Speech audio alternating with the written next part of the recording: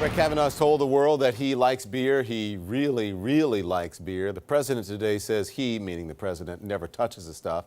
In fact, he says being a teetotaler is one of his best qualities. I'm not a drinker. I can honestly say I never had a beer in my life, okay? Right. It's one of my only good traits. I don't drink. Whenever they're looking for something good, I say, I never had a glass of alcohol. I've never had alcohol. I've just, for whatever reason. Can you imagine if I had? What a mess I'd be. I'd be the world's worst. But I never drank. I never drank, okay? So Michael D'Antonio is an expert on all things Trump. He's a Trump biographer and the author of the book, The Truth About Trump. Good evening.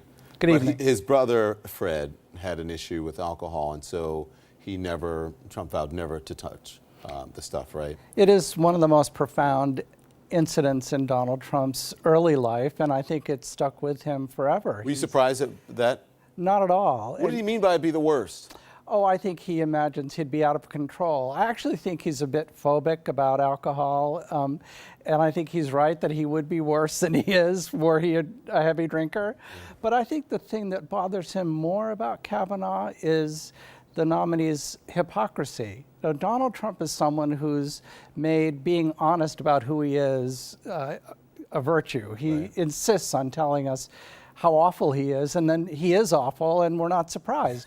Kavanaugh depicted himself as a choir boy, and I think this would really bother Donald Trump even more than the drinking issue, and the drinking issue is big. That's what I was going to say. So you think the president watching, because everybody's watching, right? Yes, Everybody in the administration was watching, him saying over and over and over again, oh, I like beer, I like beer, I like beer. Do you think that bothers the president? Oh, yes, and I also think that he was watching the histrionics. This was a man who was nearly hysterical as he was testifying. That's not Donald Trump either. Yeah. Trump likes a strong man. Mike Pence talks about Donald Trump's broad shoulders.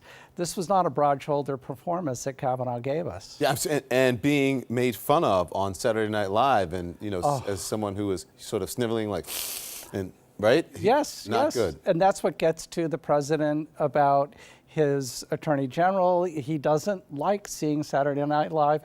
He never watches it, but he happens to be able to comment on it And all he the time. it. It's ridiculous. He watches it every Saturday, I'm sure. Yeah. He's watching to see if they talk about him. Yeah. And I think this impression that Kavanaugh left distressed the president enormously. Let's talk more, because you've been you're his biographer. As I said, you're an expert on all things Trump.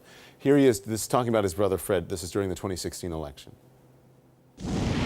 He knew he had a problem, and he was one of my truly great teachers, my father and my brother. I say that all the time. My brother, because of this and other things, but he'd say, don't ever drink, don't ever drink. And I've never had a drink. I've never had a glass of alcohol, and yet I own the largest winery in the East Coast. It's a crazy thing, but that's okay. but my brother was so instrumental in probably shaping my life, because I just don't know what the outcome would have been. Speaks very highly of his brother, and obviously it was something that touched him, right? Mm-hmm. Here's my question is, does he, though, look down on people who may have a problem with alcohol? Because for him, this is just me thinking, it's either one or the other. Either you don't drink it or you have a problem. There's no in between. I think you're correct. So how does he feel about people who just may have a I think he looks down on anyone who partakes. And I think it's because he doesn't know very much about alcohol. His discussion of this idea of blackouts and what it means for someone to drink, he doesn't have a sophisticated understanding of it. And as a result, he dismisses it out of hand. And you're either good or bad in his book, and this is bad. This is very bad. Yeah. Michael D'Antonio, thank you for your time. I appreciate it.